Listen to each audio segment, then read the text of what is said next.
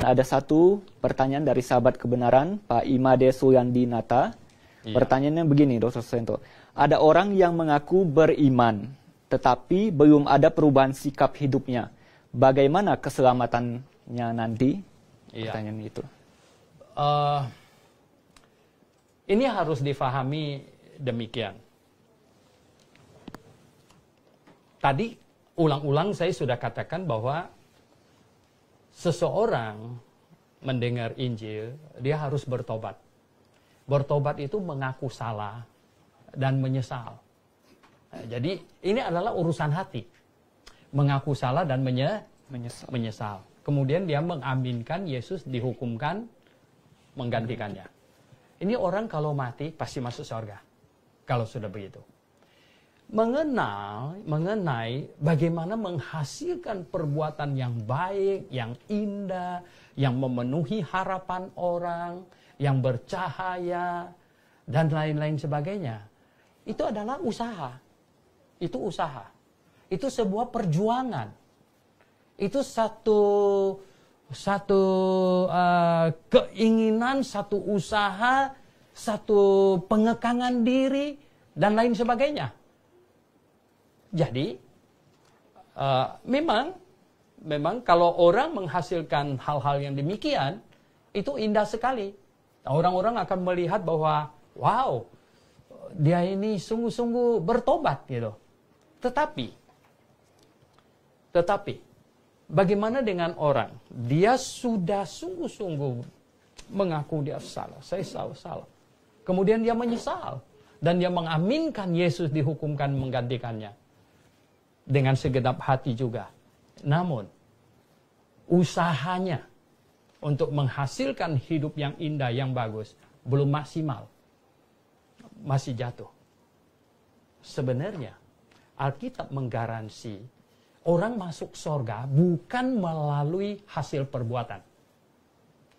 Alkitab menggaransi bahwa orang masuk surga karena iman.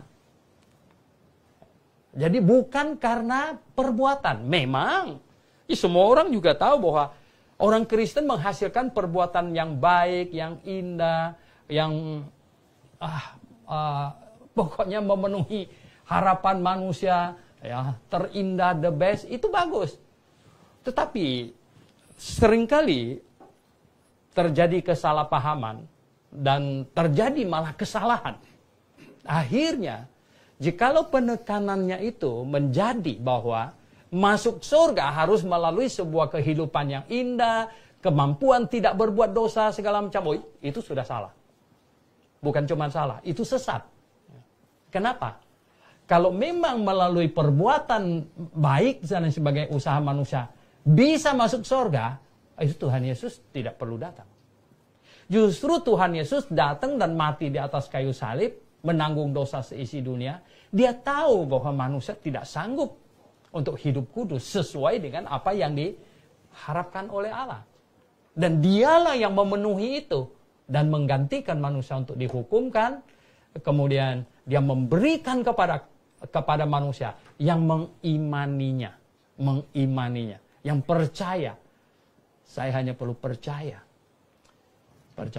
Dan manusia di muka bumi ini selagi tinggal di dalam daging tidak mungkin bisa sempurna, ya.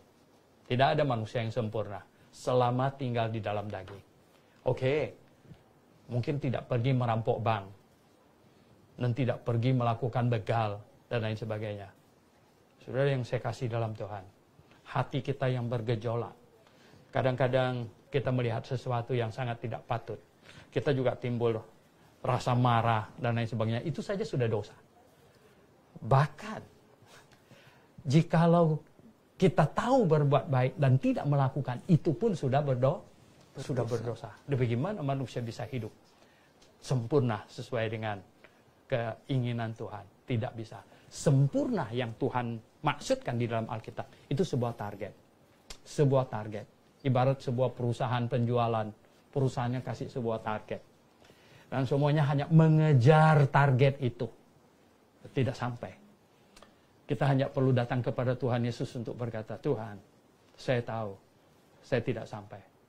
Kalau saya masuk surga, dan saya yakin saya pasti masuk surga, sama sekali bukan karena usaha saya. Sama sekali bukan karena kemampuan saya. Saya masuk surga karena Yesus menanggung semua dosa saya. Bukan sebagian. Dan berapa banyak dosa yang ditanggung? Berapa banyak?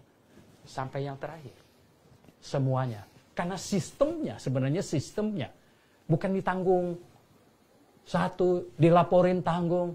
2, laporin tanggung. Lapor yang ketiga tanggung. No. Bukan itu sistemnya. Ya kalau lupa lapor punya bagaimana? Nah, tidak.